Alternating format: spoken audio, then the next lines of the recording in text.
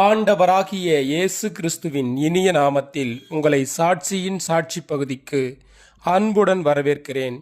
இன்று நாம் பார்க்கவிருப்பது தேவமனிதர் தேவ சகாயம் பிள்ளை. என் பலனாகிய கர்த்தாவே உம்மில் அன்பு கூறுவேன். சங்கீதம் 18ஆம் அதிகாரம் 1ஆம் வசனத்தில் சொல்வது போல தேவசகாயம் பிள்ளையை பற்றி இன்று நாம் பார்ப்போம். காற்றாடி மலை தமிழ்நாட்டில் ஆரல்வாய் மொழி என்ற இடத்தில் அமைந்துள்ளது.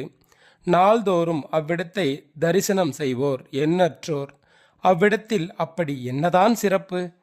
கண்டவர் வியக்கும் காட்சிகள், அண்டியவர் அதிசயிக்கும் செய்திகள். ஆம், இந்தியாவில் புனிதர் தோமாவிற்கு பின் இரத்த சாட்சியான வேத சாட்சி தேவசகாயம் பிள்ளை தன் உடலை கிறிஸ்துவிற்கு காணிக்கையாக கொடுத்த இடம். தேவசகாயம் பிள்ளை வைதீக இந்து குடும்பத்தில் பிறந்தவர். சாஸ்திரங்களில் முறைப்படி வளர்க்கப்பட்டார். தனது 28வது வயதில் அரசு அதிகாரியாக மன்னரால் நியமிக்கப்பட்டார். மன்னரின் தலைமை தளபதியான டினலாய் மூலம் கிறிஸ்துவின் அன்பை பற்றி அறிந்து கொண்டார். அன்று முதல் கிறிஸ்துவின் தொண்டரானார். 4 ஆண்டுகளுக்கு பின்னர் மதம் மாறிய குற்றத்திற்காக கைது செய்யப்பட்டார். கிறிஸ்துவை மறுதலிக்கும்படி பல முறை எச்சரிக்கவும் பட்டார்.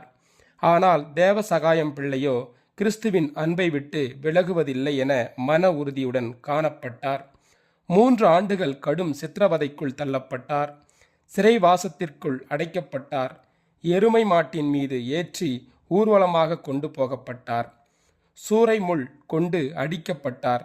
சொல்ல முடியாத துயரத்திற்கு ஆளானார்.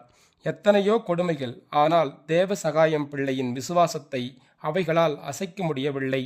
இறுதியில் 1752ஆம் ஆண்டு போர் வீரர்களின் குண்டுகளுக்கு பலியாகி பலரின் விசுவாசத்தை உயிர் பெறச் செய்தார். இன்றும் காற்றாடி மலை அவர் புகழை அனைவருக்கும் பறைசாற்றுகிறது.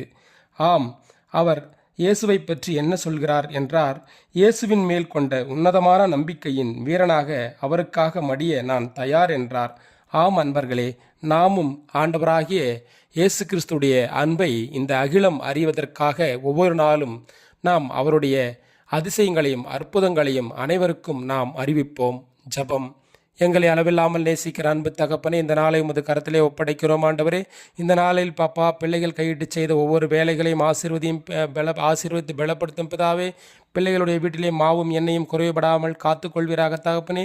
பிள்ளைகள் அப்பா வறுமையை போக்கி, அப்பா கடன் பிரச்சனைகளை போக்கி, தற்கொலை எண்ணங்களை போக்கி, இயேசுவின் நாமத்திலே அப்பா ஒரு மாபெரும் மாற்றத்தை ஒவ்வொரு அப்பா குடும்பத்திலையும் கொண்டு வருவீராக தகப்பனே. எங்களை நேசிக்கிறவர்களையும் நேசிக்காமல் தூசிக்கிறவர்களையும் ஆசீர்வதித்து பலப்படுத்துவீராக தகப்பனே.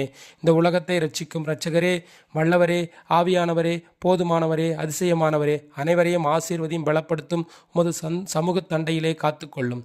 இயேசுவின் நாமத்தில் ஜபிக்கிறோம். ஜபம் கேளு ஜீவனுள்ள நல்ல பிதாவே. ஆமேன்.